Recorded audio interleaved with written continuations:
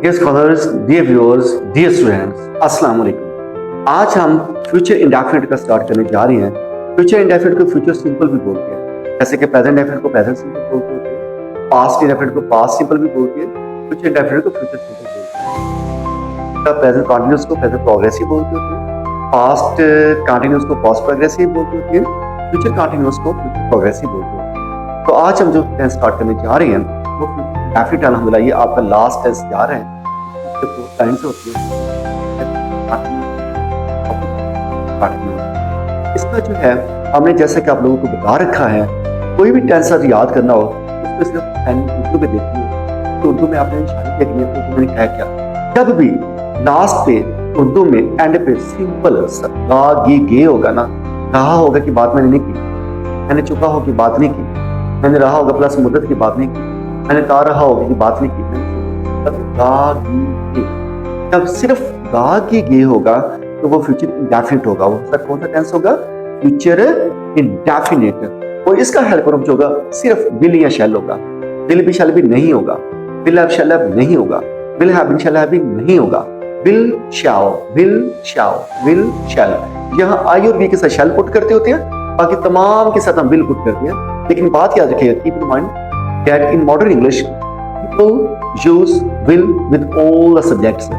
लोग जो हैं मॉडर्न इंग्लिश में तमाम सब्जेक्ट के साथ will इस्तेमाल करते होते हैं। गलत इस्तेमाल ये भी नहीं है, तो हम ना गलत करता है, ये भी सही है चाहे आप will।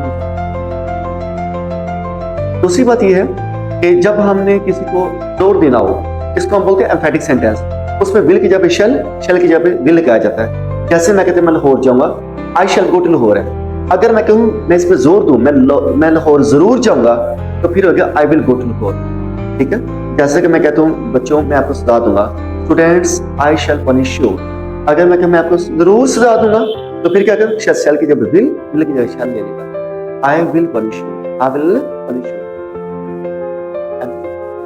प्लस होता है, जब जोर होगा तो विल की जगह शैल ले लेगा और शैल की जगह पे कौन होगा, ठीक है, तो रिप्लेस किया जाएगा। तो हम बात करते हैं उर्दू में अलामत इसकी गा गी गे।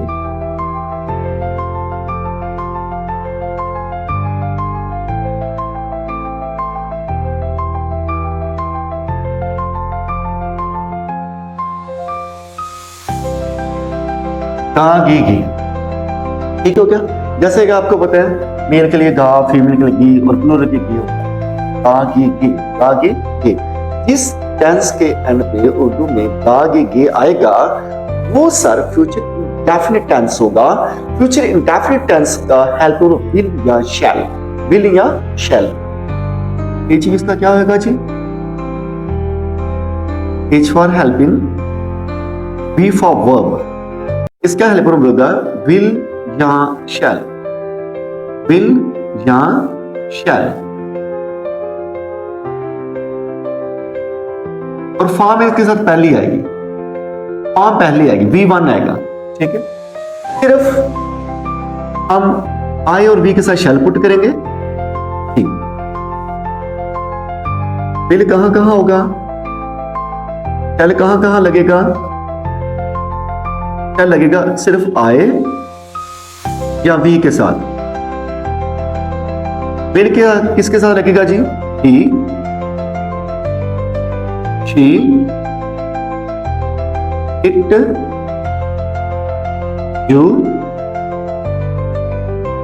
they, teachers, students, nurses, doctors, engineers, God, Holy Prophet sallallahu alaihi wasallam, president, principal, prime minister, chief minister, DCO, DPO, तमाम के साथ विल लगेगा। सिर्फ आए और वी के साथ शैल लगेगा। आई और वी के साथ शैल लगेगा, बाकी सब के साथ जो भी आ जाए, ठीक है, उनके साथ क्या होगा? विल लगेगा। Is that clear? Okay, well done. और इसमें फॉर्म कौन सी पुट होगी dear scholars? V1, well done. Form पहली इस्तेमाल होगी। अच्छा जी, हम अब सिंपल से एग्जांपल सेट करते हैं आपके लिए, बिल्कुल सिंपल सी।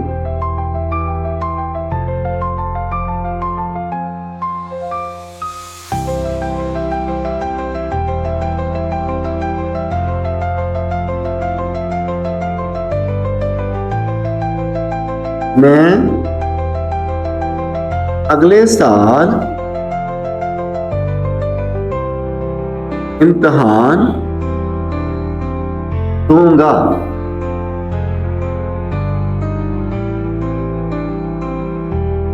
क्लियर जी? मैं अगले साल इम्तिहान दूंगा। मैं सब्जेक्ट है जिसमें, ओके, तो सब्जेक्ट के शुरू में फॉर्मेट जैसे S plus V plus O है, पहले हमेशा सब्जेक्ट आता है, फिर वर्ब आता है, फिर ऑब्जेक्ट आता होता है। तो क्या होगा जी, मैं अगले साल इम्तिहान दूंगा। आई, सब्जेक्ट इसका आई, और आई के साथ हम क्या पुट करेंगे, विल या शैल। आई के साथ शैल, ठीक है, आई शैल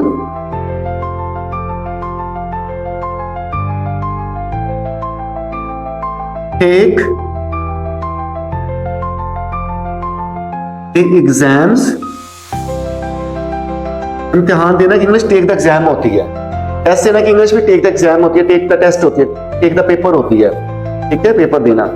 लेकिन इसको उल्टा कर देते हैं, इम्तिहान लेना में गिव द टेस्ट होगा, गिव द एग्जाम्स होगा, गिव द पेपर होगा। I shall take the examination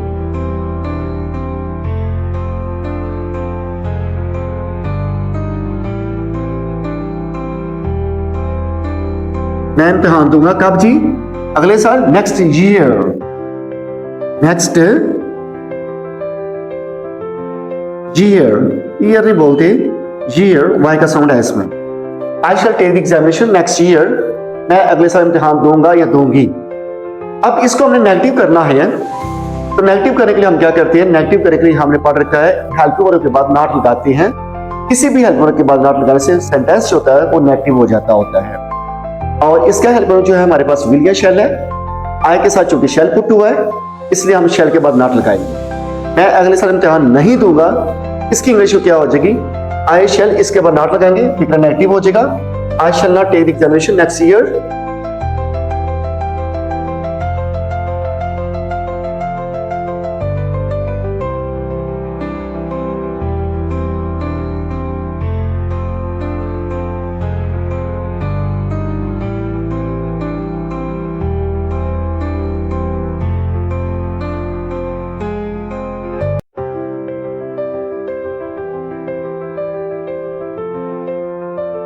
Examination next year।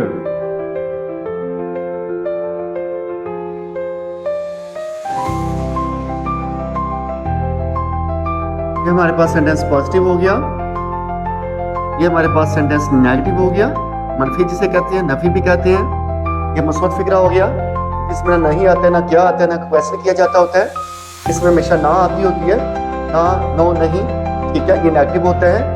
और इसकी अब हम करेंगे इंटरॉगेटिव फॉर्म में चेंज इसको। तो इंटरॉगेटिव फॉर्म में चेंज करने के लिए हम हेल्प वर्ब को आगे शुरू में ले आते होते हैं। सेंटेंस जो होता है वो इंटरॉगेटिव हो जाता होता है, सवालिया हो जाता है। अब इसका जो हेल्प वर्ब है वो शैल है, शैल को हम उठा के शुरू में लेंगे तो सेंटेंस हमारा क्या हो जाएगा, इंटरॉगेटिव हो जाएगा, सवालिया बन जाएगा। मैं इसकी उर्दू में क्या करूँगा, क्या मैं अगले साल इम्तिहान दूंगा। अगर मैं कहूँ क्या मैं अगले साल इम्तिहान दूंगा, तो इंग्लिश इसकी हो जाएगी, शैल को उठा के शुरू में लाएंगे, बाकी सेम है, shall I take the examination next year.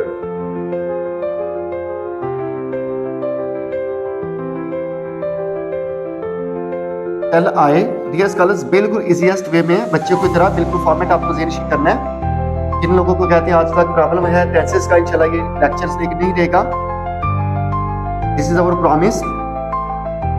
Shall I take the examination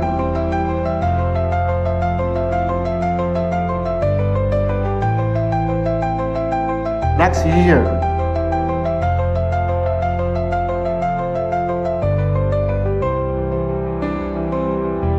ये इंटरोगेटिव हो गया, इंटरोगेटिव जिसे कहते हैं, क्या मैं अगले साल इम्तिहान दूंगा।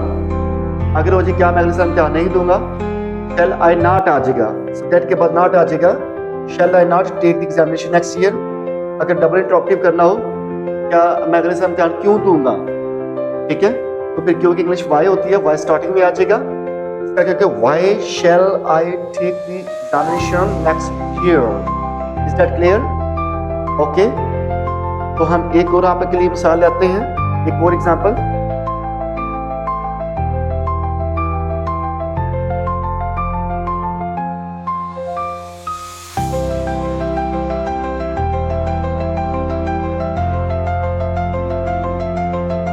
अमीर आदमी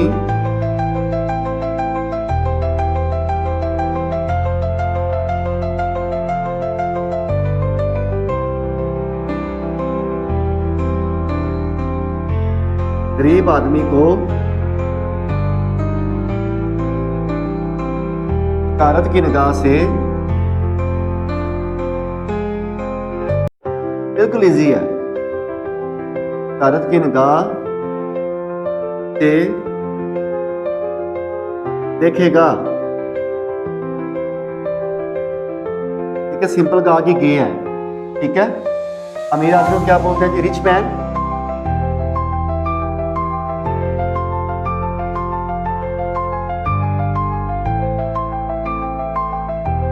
रिच मैन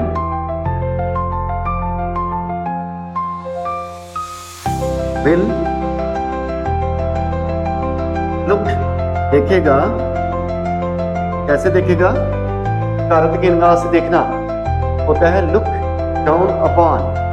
जैसे ड्रामाज में देखते हैं आप, वरना किसी को देखते हैं यूं पांव से ऊपर तक, वो क्या होता है, वो हकारत से दिख रहा होता है हमें। ठीक है, पहले यूं, तो ये लुक डाउन अपॉन करते हैं, लुक डाउन अपॉन। हकारत से दिखने की इंग्लिश होती है लुक डाउन अपॉन। तो क्या होगा? The rich man will look down upon the poor, look down upon the poor man. The poor गुरुबा को कहते हैं, द पुअर मैन एक गरीब आदमी होता है, द पुअर मैन। अमीर आदमी गरीब आदमी को हकारत की निगाह से देखेगा। हकारत की निगाह से देखना लुक डाउन अपॉन होता है। ठीक है, और विल इसका हेल्पर लग गया। अब इसको हमने नेगेटिव फॉर्म में चेंज करना है। अमीर आदमी गरीब आदमी को हकारत की निगाह से नहीं देखेगा, तो विल शैल के बाद नॉट आ जाएगा। The rich man will not, यहाँ नॉट आएगा हेल्परों के बाद। द रिच मैन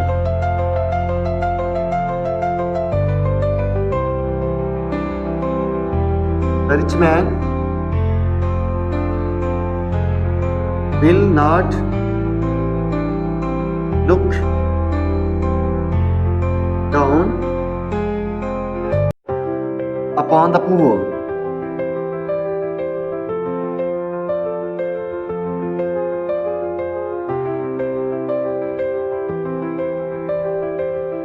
ये सर पॉजिटिव हो गया, ये नेगेटिव फॉर्म। अब हम कहते हैं अमीर आदमी गरीब आदमी को, क्या अमीर आदमी गरीब आदमी को हकारत की निगाह से देखेगा?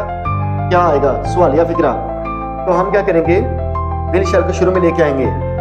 विल इसमें आएगा, will the rich man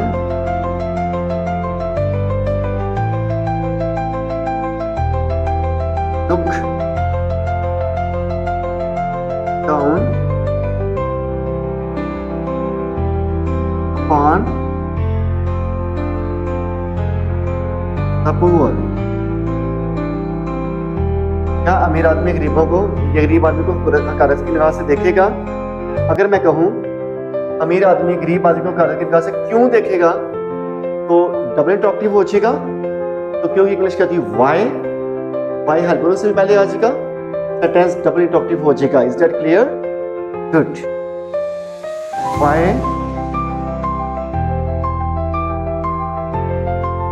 will rich man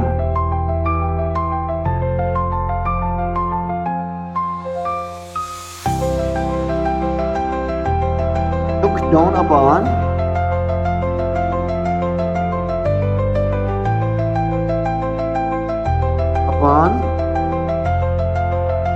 a poor man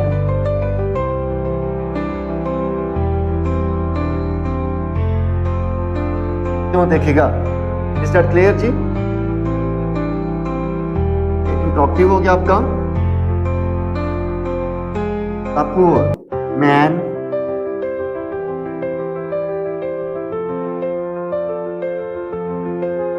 क्यों देखेगा? इज दैट क्लियर जी? इंटरॉक्टिव हो गया आपका, ये डबल इंटरॉक्टिव हो गया।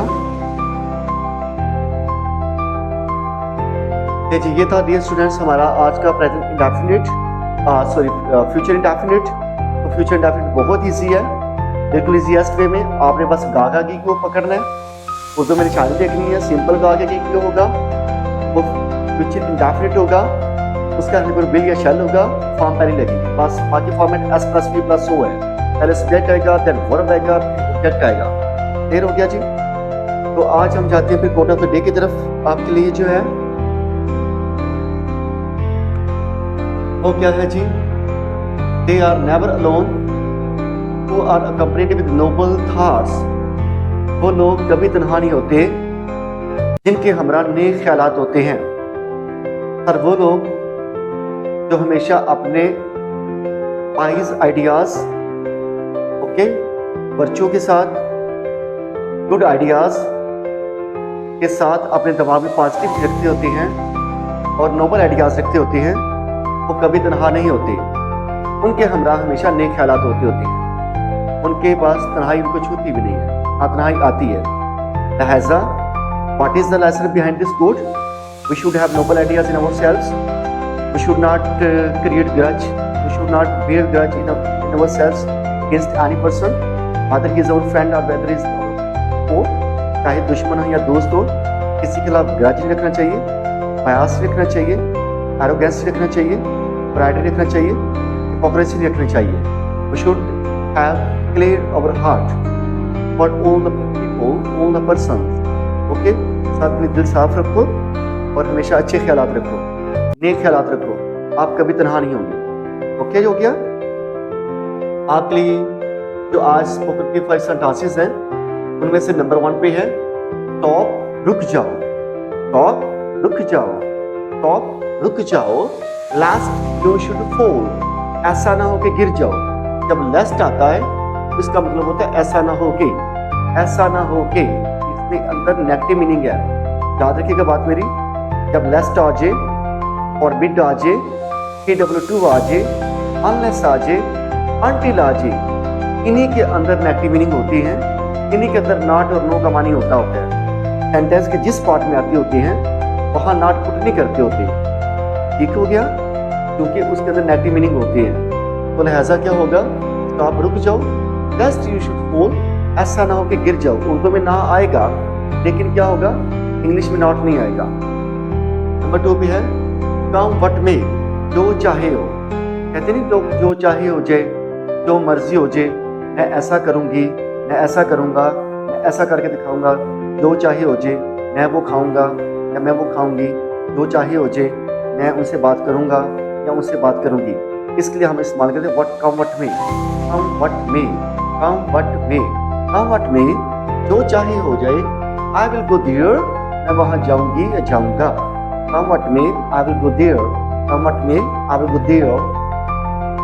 सेंटेंस नंबर 3 है please set the alarm at 4, please 4 बजे का अलार्म लगा दीजिए। कितने बजे आपने जागना हो, please set the alarm at 5, please set the alarm at 3, please set the alarm at 9, please set the alarm at 10।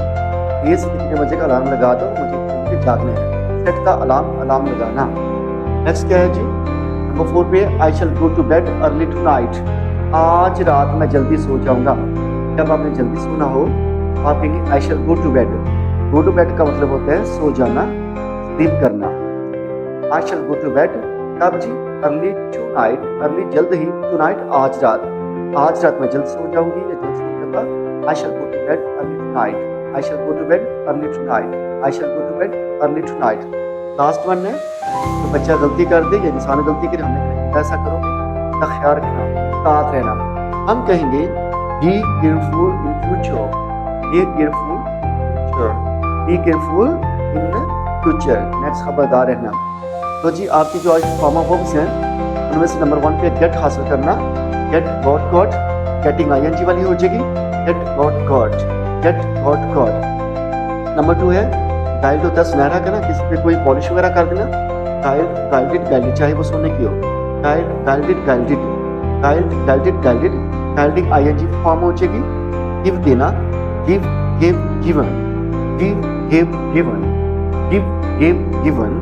दो जाना गिविंग ING वाली हो जाएगी, दो जाना दो का ING वाला गोइंग हो जाएगा, दो went gone, go went gone, go went gone. Last one dear scholars, grind पीसना, चाहे हम दांतों से को पीछे पीसे कोई चीज को या हम चक्की से किसी चीज को पीसे, ठीक है, इसको होगा ग्राइंड, आईएनजी बनेगा grinding, okay, grind, ground, ground, ये वही ग्राउंड है जो जमीन होती है ना, वो पीसने वाले की भी होती है, grind, ground, ground, grind, ground, ground. तो dear scholars, dear viewers, dear students, ये आपका था आपका लेसन, आपका लेक्चर था, आपने डेफिनेटली कर लिया है, आपकी जो है वंडर्स जो है वो डे भी हो चुकी हुई है, कमाल जो है वो आपको बता दी है। तो प्लीज इंग्लिश इंप्रूव करने के लिए हमारे साथ आप जो है वो डेली बेसिस पे हमारा लेक्चर सुनते रहिए, हमारा लेक्चर वॉच करते रहिए, हमारे जो है वो सब्सक्राइब करें, बेल आइकन को प्रेस करें, लाइक कीजिए और हमारा चैनल जो है इसको प्रमोट कीजिए, ग्रोथ कीजिए। ये उन तमाम स्टूडेंट्स के लिए तो प्रॉब्लम्स होते हैं, हम टेंसेस नहीं सीख सकेंगे, हमें पैसिव वॉइस नहीं आते, हमें टेक्निक नहीं आते, हमें रेशियोस में प्रॉब्लम है, हमें यूजेस नहीं आते हैं, हमें ग्रामर में प्रॉब्लम है, हमें करेक्शन में प्रॉब्लम है। और ये बहुत बड़ी गुड न्यूज़ है फोर्थ ईयर के लिए। आज इंशाल्लाह जो है वो फोर्थ ईयर के लिए गेस्ट जो है ऑलमोस्ट वाइंड अप होने जा रहे हैं, उनके लिए भी हम इंशाल्लाह जो है वो गेस्ट अपलोड कर रहे हैं, ठीक है। उसके बाद थर्ड ईयर के आ जाएंगे, फिर सेकंड ईयर, फिर फर्स्ट ईयर, और गेस्ट की भी आएगी आपके पास, और इसके साथ हम स्कीम भी आपको दे रहे हैं इंशाल्लाह। तमाम स्टूडेंट्स के लिए ओवरऑल हम वर्क कर रहे हैं आहिस्ता से with the best of time इंशाल्लाह। There will be a revolutionary change in the education department, education, okay, in students field. बहुत बड़ा इंशाल्लाह एक इनकलाब आएगा अल्लाह के फजल करम के साथ, आपके सपोर्ट के साथ। अपना बहुत सा ख्याल रखिएगा। Thank you so much for watching us, thank you for so much for English class का सब्सक्राइबिंग।